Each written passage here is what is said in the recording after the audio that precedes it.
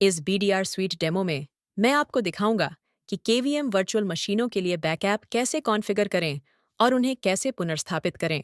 BDR Suite KVM के लिए agent रहित बैकअप समाधान प्रदान करता है। यह कुशल KVM बैकअप के लिए लचीला भंडारण, तत्काल VM रिकवरी, केंद्रीकृत प्रबंधन और बहुत कुछ प्रदान करता है। आरंभ करने के लिए BDR Suite वेबसाइट पर जाएं और निःशुल्क परीक्षण आरंभ करें पर क्लिक करें।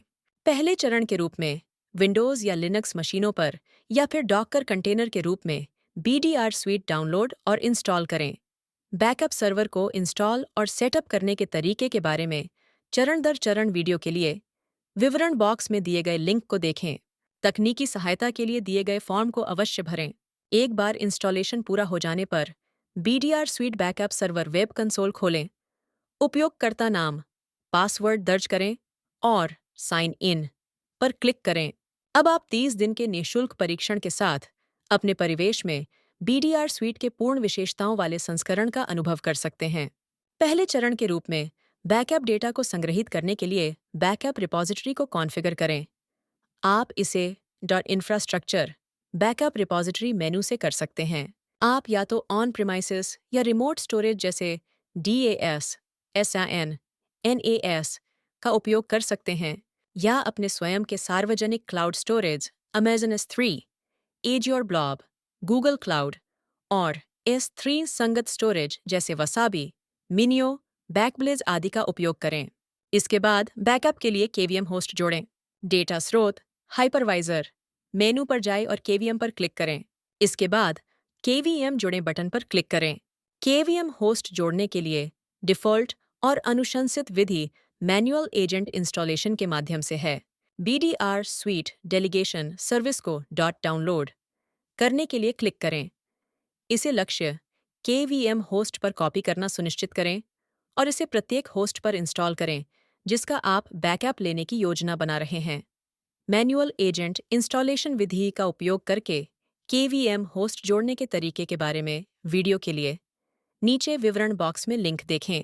जब BDR Suite प्रत्यायोजन सेवा की स्थापना पूरी हो जाती है और सेवा होस्ट पर चलना शुरू हो जाती है, तो KVM होस्ट को BDR Suite में बैकअप के लिए डेटा स्रोत के रूप में सफलतापूर्वक सूचीबद्ध किया जाएगा। अब आप KVM वर्चुअल मशीनों के लिए बैकअप कॉन्फ़िगर कर सकते हैं। बैकअप कॉन्फ़िगर करें। वर्चुअल मशीन मेनू पर जाएं और KVM पर क्लिक करें। सबसे पहले बैकअप के लिए एक नाम निर्दिष्ट करें।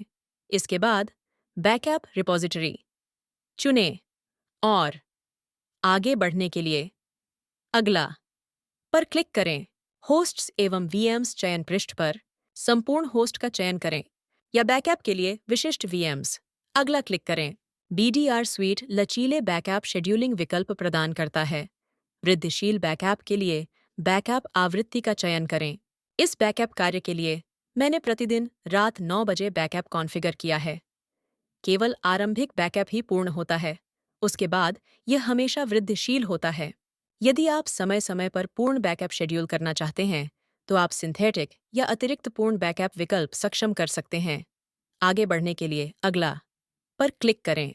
रिटेंशन आपको अपने बैकअप को बनाए रखने के लिए दिनों या संस्करणों की संख्या निर्दिष्ट करने की अनुमति देता है।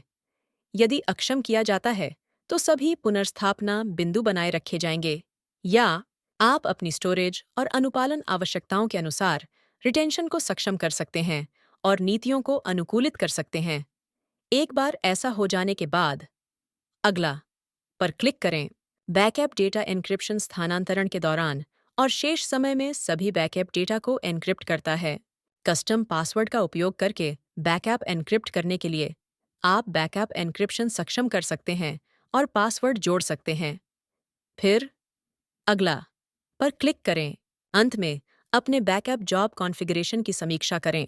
यदि आप कॉन्फ़िगरेशन के तुरंत बाद बैकअप कार्य चलाना चाहते हैं, तो आप इस बॉक्स को चेक कर सकते हैं और सहेजें पर क्लिक कर सकते हैं। एक बार फिर पुष्टिकरण संवाद पर सहेजें पर क्लिक करें। फिर आपको बैकअप जॉब्स की सूची पेज पर रीडायरेक्ट किया जाएगा। यहाँ चाप प्रगति में आइकन पर क्लिक करें और बैकअप प्रगति देखें। एक बार बैकअप पूरा हो जाने पर आप यहाँ से अपने बैकअप कार्यों को संपादित कर सकते हैं, स्थिति जांच सकते हैं, रिपोर्ट देख सकते हैं और प्रबंधित कर सकते हैं। रिपोर्ट आइकन पर क्लिक करें बैकअप कार्य स्तर की रिपोर्ट देखने के लिए। अब आइए केवीएम पुनर्प्राप्ति विकल्पों पर नजर डालें। रिकवरी मेनू पर जाएं और बैकअप डेटा पुनर्स्थापित करें पर क्लिक करें। उस बैकअप कार्य के बगल में पुनर्स्थापित करें बटन पर क्लिक करें जिससे आप बैकअप किए गए वीएम को पुनर्स्थापित करना चाहते हैं। उस वीएम का चयन करें जिसे आप पुनर्स्थापित करना चाहते हैं। फिर पुनर्स्थापना प्रकार चुनें। आप बैकअप किए गए केवीएम वीएम को संपूर्ण वीएम के रूप में पुनर्स्थापित करना चुन सकते हैं या व्यक्तिगत डिस्क और वॉल्यूम या विशिष्ट फाइलें और फोल्डर्स। सबसे पहले मैं आपको दिखाऊंगा कि पूर्ण वीएम रिकवरी कैसे करें, जिसका उपयोग करके आप संपूर्ण बैकअप वीएम को स्रोत या किसी अन्य केवीएम होस्ट पर पुनर्स्थापित कर सकते हैं। आगे बढ़ने के लिए अगला पर क्लिक करें। पुनर्स्थापना बिंदु का चयन करें और अगला पर क्लिक करें। एक बार ऐसा हो जाने पर लक्ष्य केवीएम होस्ट का चयन करने के लिए खोज आइकन पर क्लिक करें। आप किसी मौजूदा होस्ट का चयन कर सकते हैं या नया केवीएम होस्ट जोड़ सकते हैं। आगे बढ़ने के लिए लागू करें पर क्लिक करें। फिर भंडारण स्थान चुनने के लिए क्लिक करें। भंडारण के लिए होस्ट पर फोल्डर पथ का चयन करें और ओके पर क्लिक करें। पुनर्स्थापित वीएम के लिए लक्ष्य वीएम नाम दर्ज करें और पुनर्स्थापना के बाद वीएम पावर चालू करने की प्राथमिकता चुनें। फिर यदि आप लक्ष्य वीएम कॉन्फ़िगरेशन को संशोधित करना चाहते हैं तो सेटिंग्स बटन पर क्लिक करें, जैसे कि पुनर्स्थापित किए जाने वाले वीएम के लिए सीपीयू, मेमोरी और नेटवर्क एडाप्टर। अंत में अपने पुनर्प्राप्ति कॉन्फ़िगरेशन की समीक्षा करें और पुनर्स्थापित करें पर क्लिक करें। पुनर्स्थापना आरंभ करने के लिए पुष्टिकरण संवाद पर ठीक है, आगे बढ़ें पर क्लिक करें। एक बार ऐसा हो जाने पर आपको बैकअप डेटा पुनर्स्थापित करें पृष्ठ पर पुनः निर्देशित किया जाएगा। आप प्रगति आइकन पर क्लिक कर सकते हैं पुनर्स्थापना प्रगति देखने के लिए। फिर रिकवरी रिपोर्ट देखने के लिए रिपोर्ट आइकन पर क्लिक करें। एक बार पुनर्स्थापना सफल हो जाने पर आपको लक्ष्य होस्ट पर पुनर्स्थापित वीएम मिल जाएगा। अब हम फाइल लेवल रिकवरी पर नजर डालते हैं। वीएम चुनें, फाइल लेवल रिकवरी विकल्प चुनें और नेक्स्ट पर क्लिक करें। फिर पुनर्स्थापना बिंदु का चयन करें और अगला पर क्लिक करें। चयनित वर्चुअल मशीन पर डिस्क और वॉल्यूम की सूची सूचीबद्ध की जाएगी।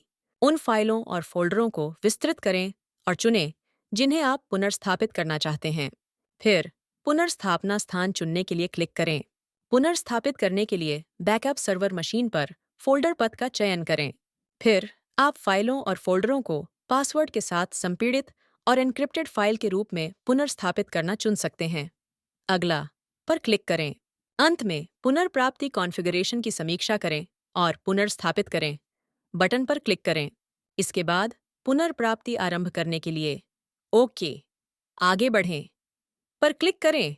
आपको पुनर्प्राप्ति पृष्ठ पर पुनः निर्देशित किया जाएगा, जहां से आप पुनर्स्थापना की प्रगति देख सकते हैं। पुनर्प्राप्ति रिपोर्ट देखने के लिए रिपोर्ट आइकन पर क्लिक करें। एक बार पुनर्स्थापना सफल हो जाने पर आपको पुनर्स्थापित फाइलें और फोल्डर्स पुनर्स्थापना स्थान पर मिल जाएंगे। अब इसे आजमाने की बारी आपकी है। अपना निःशुल्क परीक्षण शुरू करने के लिए हमारी वेबसाइट पर जाइए और यदि आपको किसी सहायता की आवश्यकता हो तो बीडीआर सहायता से संपर्क करें। देखने के लिए धन्यवाद।